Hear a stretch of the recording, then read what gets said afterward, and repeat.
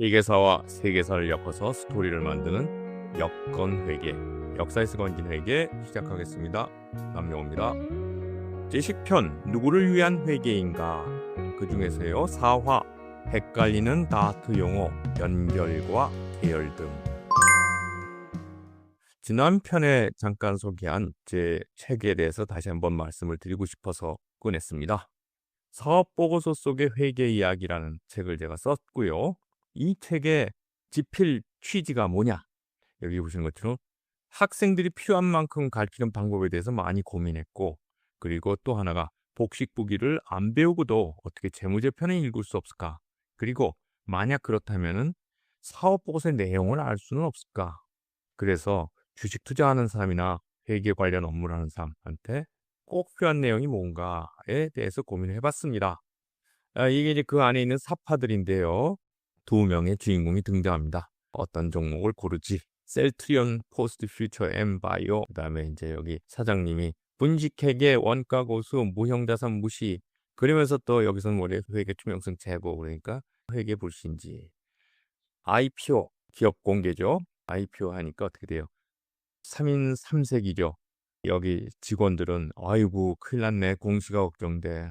사장님은 야 이거 지분 희석되는데 고참은 또 IFRS 공부해야 되는데 근데 여기 있는 개미들은 어떻게 돼요? 주가가 오르겠다. 야 배당 많겠네. 기업 가치가 올라가네. 이렇게 되겠죠.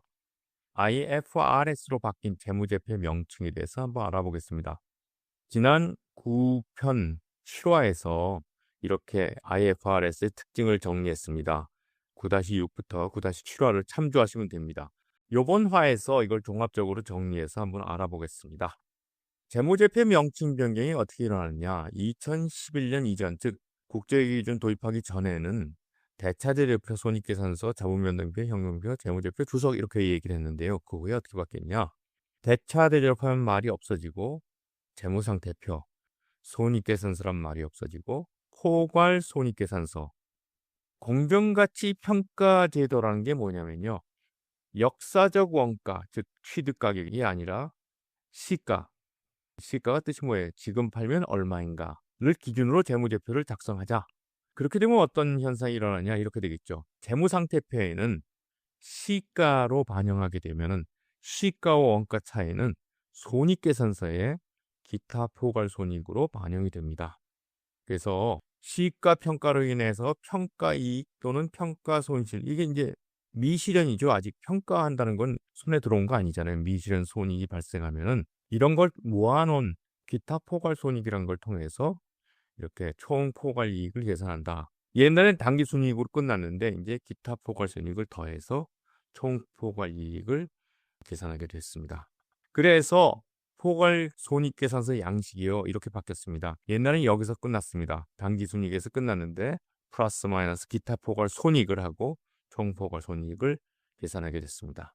그런데 이런 양식을 쓰기도 하고 기존에 썼던 손익계산서 양식을 그대로 이용하면서 하나를 더 만드는, 즉 단기 순이익부터 시작해서 이렇게 만드는 걸 분리식 포괄 손익계산서라 그럽니다. 조금 역사가 있는 기업들은 대부분 분리식 포괄 손익계산서를 씁니다. 삼성전자인데요. 포괄 손익계산서 뭐부터 시작해요? 단기 순이익부터 기타 포괄 손익 해갖고 총 포괄 손익으로 이렇게 가죠. 이건 이제 분리식 포괄 손익계산서죠. 그러면 이제 연결에 대해서 얘기를 해보겠습니다. 무엇을 연결하는가? 연결 재무제표라는 게 있고요. 기존에 있던 개별 재무제표가 있습니다. 개별 재무제표는 삼성전자만이고 연결은 동속기업을 다 합치는 거겠죠. IFRS는 연결 재무제표 작성을 의무화하면서 연결 재무제표를 부재무제표로 만들었습니다.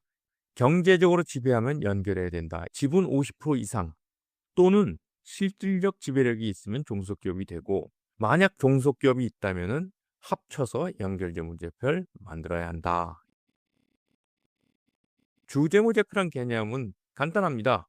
자료를 제출할 때 연결재무제표를 제출해라 이런 얘기입니다.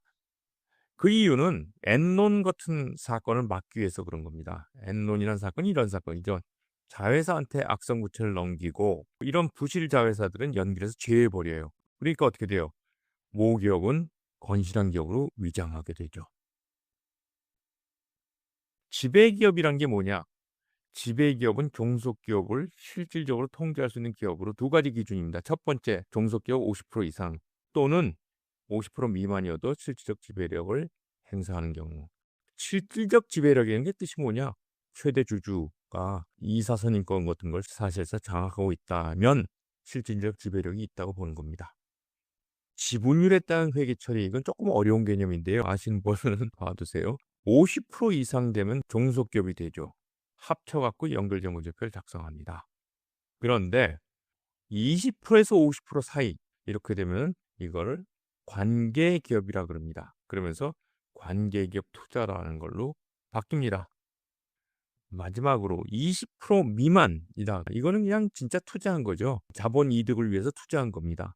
금융자산으로 분류한다.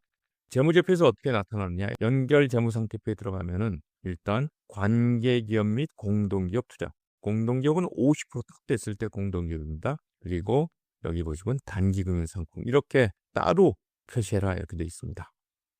연결재무제표 연결을 어디서 알 수 있느냐? 회사의 개요, 1회사의 개요에 들어가면 마 정도예요. 종속해서 현황이 나옵니다. 삼성전자의 경우는 308개가 있으면서 주요한 종속기업은 158개네요. 자세한 명단을 알고 싶다. 여기 있는 걸 클릭해서 하이퍼링크로 들어가면요. 이렇게 들어가면은 이제 쭉 나오고 도로 아까 그 들어가려면 본문 위치로 이동하면 됩니다.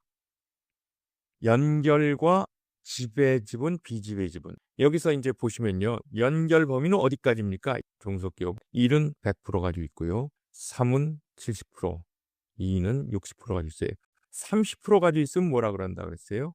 관계기업이라 그러고 10% 가지고 있으면 그냥 투자기업입니다. 그래서 연결 범위는 이렇게 되겠죠. 이게 연결 대상 기업들이고 그러면은 이제 소유주 지분, 즉 지배기업의 소유주 지분, 보통은 이게 지배 지분이라 그러고요. 비지배 지분에 대해서 알아보겠습니다. 지금 이렇게 된 연결 재무제표 상에서 지배기업의 소유주 지분, 지배기업이 가지고 있는 지분, 자본은 뭐냐? 지배기업의 자본 플러스 종속기업 1은 100%니까 다 자기 거죠. 종속기업 2는 어떻게 돼? 70%. 이거 3이네요. 이건 70%. 이건 60%가 지배기업 거죠. 그러면 비지배 지분, 지배기업계 아닌 건 어떻게 되겠어요? 이렇게 되겠죠. 이거에 0%, 30%, 40%를 계산하면 되겠죠. 이게 어디에 나타나느냐? 재무상태표에 나타납니다. 여기 자본에 보시면은 지배기업의 소유주 지분은 424조다. 그리고 비지배 지분은 12조다. 그래갖고 총 합계는 436조다. 이렇게 나오고요. 또 손익계산서의 당기순이익을 지배지분과 비지배지분 나눠놨습니다. 당기순이익은 45조인데 지배기업 소유주 지분이 가지고 있는 당기순이익은 44조 정도 되고 비지배지분은 9천억 정도 돼서 45조다 이런 얘기죠. 연결과 계열의 차이, 연결, 계열 비슷비슷하죠? 전혀 다른 얘기입니다. 먼저 기업 집단이란 걸 알아야 되는데요. 우리가 아는 그룹, 재벌이란 말을요. 법률에서는 기업 집단이라 그럽니다. 그리고 기업 집단 소속을 계열사라 그럽니다.